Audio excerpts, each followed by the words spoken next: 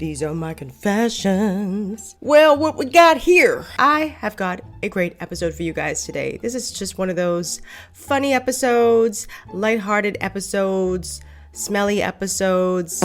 Yes, smelly episodes. So some estheticians, some Brazilian waxers have gone viral on TikTok, on Instagram, on YouTube, for sharing their dirty stories about some dirty clients. People who come to get their waxes and they don't bathe prior to coming. They go to the gym, work up a sweat, and then they decide this is the appropriate time to drop trowel and open legs and get a Brazilian wax. And so I'm not gonna have much long talking. We're gonna get right into it. But for those of you who don't know me, my name is Rogan. This is This Baby Gal. On my platform, I do social commentary and reaction videos. I encourage my audience to have private conversations in public, and this is one of those private conversations. So with that being said, let's get right to it.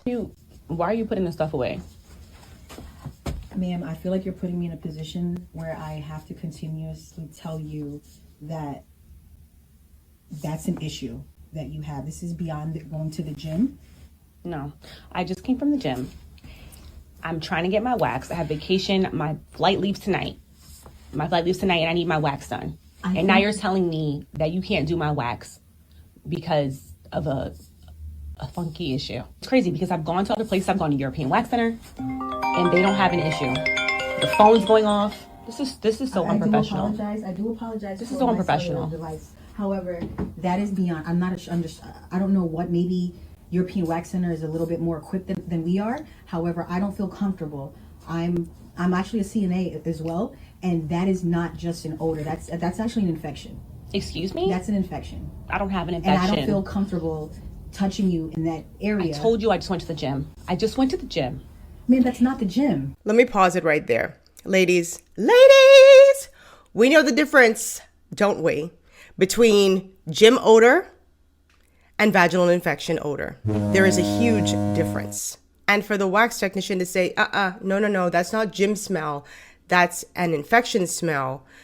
You know, rather than being combative, I don't even know why she uploaded this video, to be honest with you. Like, this was not the video to upload, or whoever uploaded it.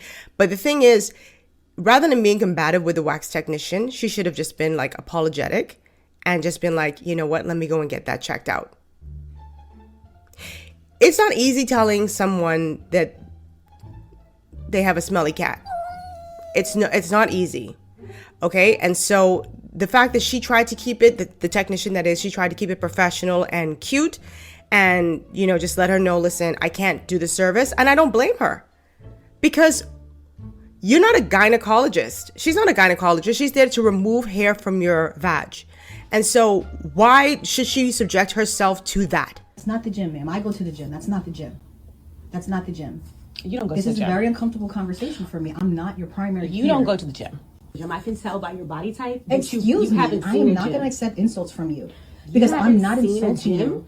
You haven't seen a gym. Excuse me. So you are embarrassed now. So you're going to try to put me down. You wouldn't know what an odor from the gym smells like if you don't go to the gym. You are completely. I'm going to have to ask you to leave.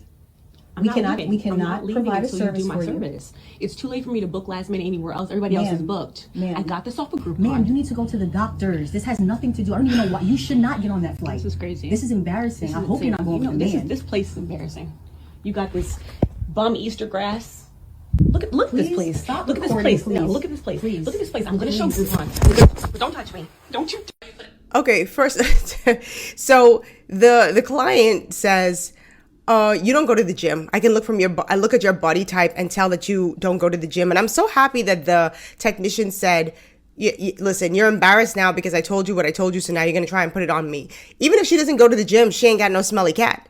And the technician said, I hope you're not going to a man. Like, this is serious. You need to go and get some assistance. She should be making an appointment to urgent care or to her primary care provider rather than being combative and nasty towards this lady. And then she's going to say, oh, this place is so unprofessional. Like, your phone is ringing. You got this grass, this like fake grass on the wall. Ma'am, you chose to come here. You got she mentioned Groupon. So she got her appointment or whatever on a Groupon. So you chose this place. And it's professional enough to say, I don't want to deal with you in this current state. And I don't even think the lady was being rude towards her in the beginning. Like, I think it only went left when she started to be like, oh, this is a bum place, and look at your body type. You wouldn't know what a gym smelled like. Well, even if she didn't know what a gym, what sweat smells like, she sure knows what an infection smells like. And that's probably what this girl had. And it kills me how so many women are so focused on the exterior, right? Looking good, the hair looks good, the makeup looks good. And then you got smelly crotch. It's like, I'd rather you look a mess, to be honest with you. I'd rather your hair not be made up, no makeup, and your clothes ain't all that, but your body smells great. Now, ideally, you want someone who looks nice and smells nice. But I'm saying if I had my druthers, I'd prefer someone who smells great, no odors, and, doesn't look so nice. They might dress a little basic or whatever. But I don't think the wax technician was wrong for refusing service. I think the woman, if she had any sense, feelings get hurt. I get it. But she most certainly should have just said, you know what, thank you very much for telling me, and let me go and see a doctor, because I wasn't going on any flight if someone told me that. And a woman who just doing a service, imagine if you're going to see a guy. That would be that'd be at the forefront of my mind. Let's listen to some more, because this is not what is this? It's so hard to get out of TikTok. This is not the only time that I've heard wax technicians and even gynecologists talk about this. Like, gynecologists have said over the years, at least the ones I've talked to, like, one of their pet peeves is the fact that women will come to get their pap smears or to get checked out, like, after going to the gym or at the end of the day. Like, when I make appointments to go to the doctor, I'm either getting an appointment first thing in the morning, so I'm like the first person in the seat, or if I cannot do it like first thing in the morning, I'm taking the day off so that I can leave my house no matter what time the appointment is. I can go there straight from hopping out of the shower and going there, just as a courtesy. So I don't understand these women. They just feel like they could. But anyway, it goes on. I want you guys to hear, because this is not unique to that lady. It's so many people who have been complaining. Let's go. As a waxer, I get a lot of questions pertaining to my job, but one of the most asked questions that I frequently get is, Julie, what's the craziest thing that's ever happened to you? And as some of you know, I do have a lot of guests that follow me on here. I used to work for a big franchised corporate waxing place. And if you don't know what it is, I'm pretty sure you could put the pieces together, because honestly, there's only a few wax chains. So one day, this girl books an appointment. She's the very last appointment of the day. We know who she is. She has came in before, and let's just say she doesn't have proper body hygiene. And yes, I know as a waxer, we come into, like, there is an odor. Like, we all know that as waxers, but that's not the point, because that doesn't bother us. It's more of the fact that you're not taking care of yourself. And I'm just going to say it, she had an STD. So in the past, she's came in to get waxed, and one girl that was a waxer, was performing the waxing service, literally had to leave the room because she was gonna throw up, and somebody had to come in and finish the service. Comes to the end of the night, she's late, she walks in and she goes, okay, I have an appointment, and she has no shoes on, first of all. And then also, this girl is like, I have a dick appointment tonight.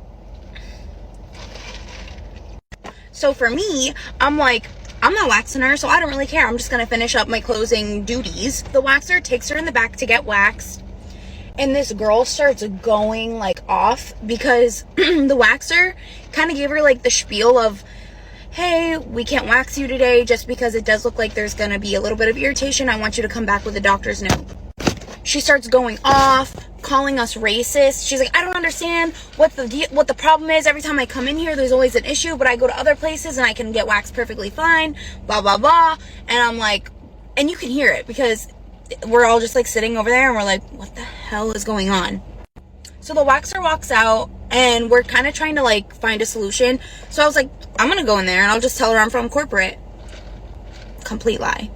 So I walk in there and I'm like, hi, I'm Julie. I'm a corporate waxer. I'm here for training. Is there anything I can help you with? I heard there was an issue going on. And she starts telling me, like, you guys are racist. You guys won't wax me. Did you guys see the caption on the video where she said it was like gonorrhea? There was like a green discharge. Surprise, surprise. Surprise, surprise.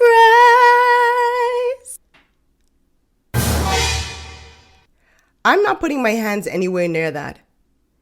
And then it scares, like I this is probably one of the reasons why I don't even do these waxes and stuff anymore, right? But like, you're going to these places. What if you have a technician who's not very clean with their facilities and you lie down right after that person?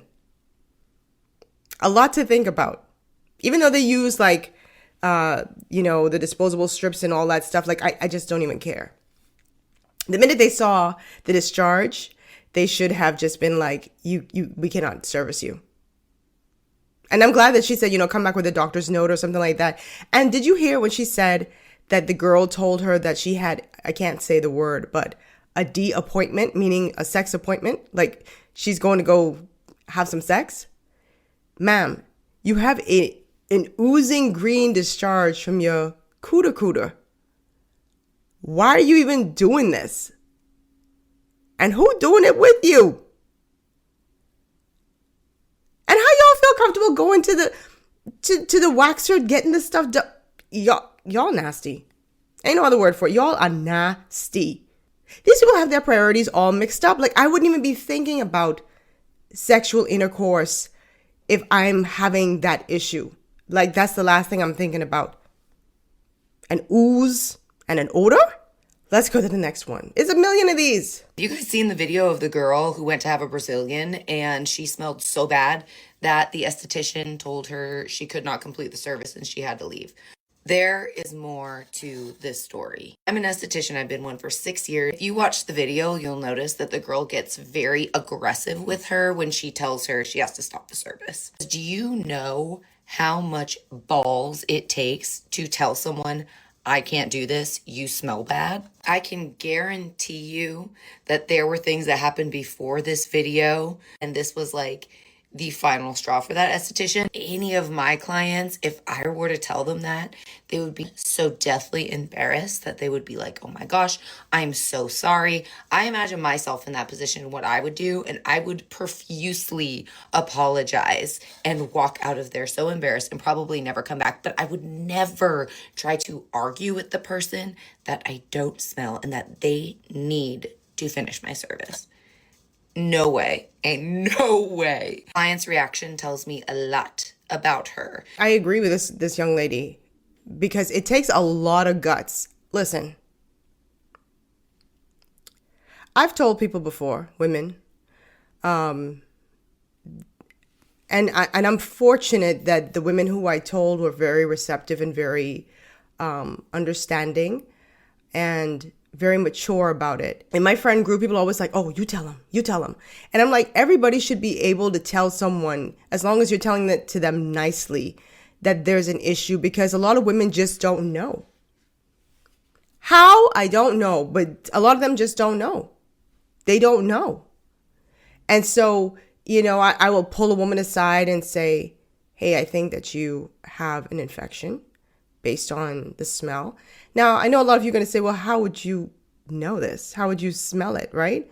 Well, you could smell it through their clothes, or sometimes if you use the restroom behind them, that's not a normal smell. It's not a normal smell. So, I'd rather tell someone rather than talk about them behind their back, and that's very embarrassing. And some women can't shake the stigma of that once it's out there. You know what I mean? So I'd rather just pull someone aside and tell them that, I think they have an infection. I remember I told one lady in particular, and she was doubtful that she had one. And I said, no. And I said, if you would like, I can make an appointment with my doctor so you can go and get it checked out. And she did. And turns out she did have an infection, and she came back to me and she was so appreciative. And she said, now I'm thinking about how many people knew or smelled it and never said anything to me. And, Luckily, like I said, she was extremely mature. The other lady who I told to, very mature. But there are some people, they're so combative normally that I don't think I would tell them, because they're just very combative. So it's like, okay, I'll leave you alone. Let somebody else deal with that.